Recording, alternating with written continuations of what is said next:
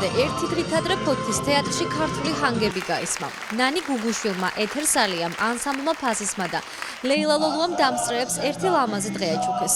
შესრულდა ძველი და ახალი სიმღერები. ღონისძიების ორგანიზება საზოგადოება ფოთი და ფოთელებს ეკუთვნის.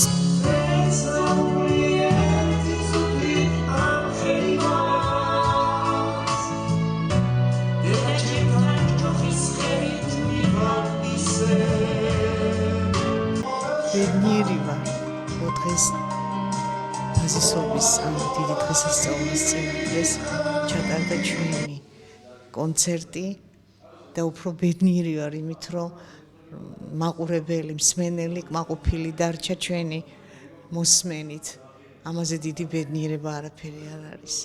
ჩემთვის პირადად და ასეა ალბათ ყველა ჩვენი მონაწილეს. დიდი მადლობა მინდა უთხრა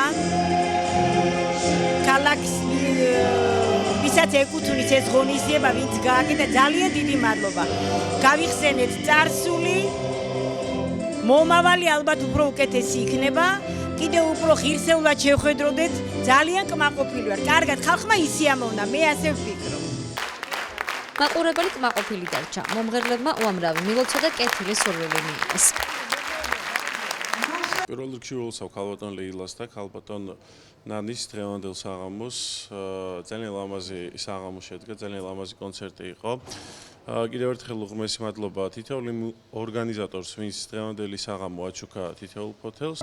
ღონისძიება ფოთის თეატრში 2 საათზე მეტხანს გაგრძელდა.